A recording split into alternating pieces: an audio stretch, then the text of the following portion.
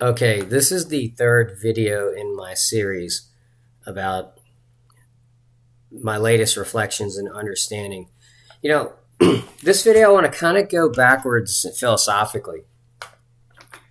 I think as we are venturing to sort out herpes properly for the first time in recorded history, I know that sounds very dramatic, but I'm of the opinion that the type of thinking I'm presenting in my opinions and consolidation of information are the accurate path.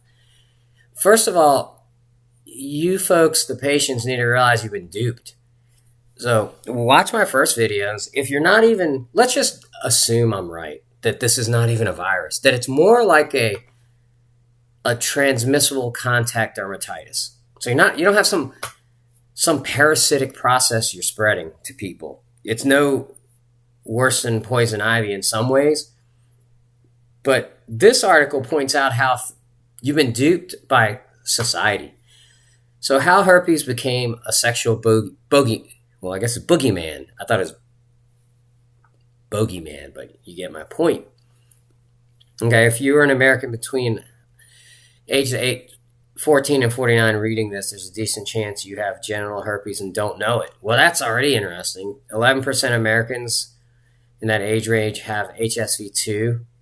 You know, I'm sure if you do some math, boy, that would spread like wildfire to 80%. So I bet you 85% of society's been absolutely exposed and at risk.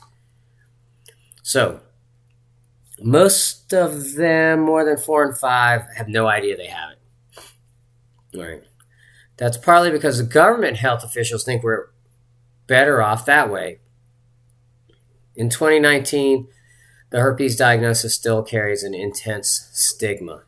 Devastation, shaming. So now doctors don't even include it in the STD panel. Well, so now it's so bizarre. The doctors are throwing it under the carpet, but they're calling it a virus, but they don't want people to get treated unless you have to. But that means more people are going to spread it. You know, that's a classic case of no one knows what they're doing. No one out there. All right, so now let's keep going through here. We know that HSV1 causes oral herpes. If you had chickenpox, shingles, or mono. So I'm going to keep this as a theme, but you're telling me a virus resides in you 70 years like chickenpox, and then you get a shingles outbreak, which means it reactivated, and that DNA sits there dormant and comes back. I feel like we're missing the boat somehow.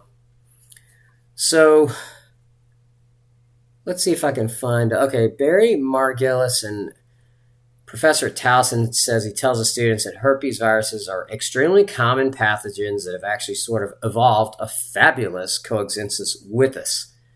In most cases, nobody ever knows they have them. Man, that just sounds like fantasy. Fabulous coexistence. So if herpes is such a minor deal, why did it come to have such a pervasive stigma?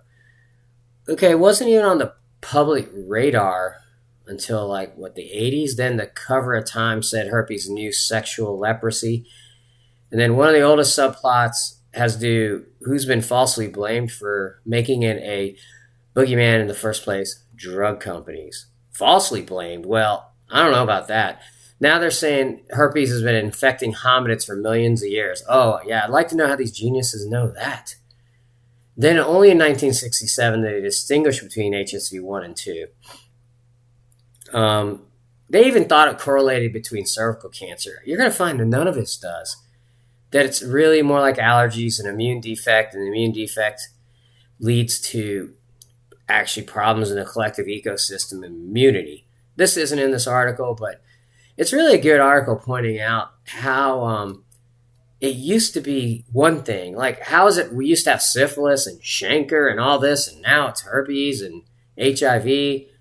You got to wonder, how can the narrative keep changing? But the disease, the virus particles or the bacteria, we eradicate them? We didn't eradicate syphilis. You know, who knows what was really going on. So why did herpes hysteria explode? Modern research estimated that the overall presence of herpes 2 rose from 13 to 15%. Yeah, that means it was diagnosed more. Now you got the HIV epidemic, made people get tested more.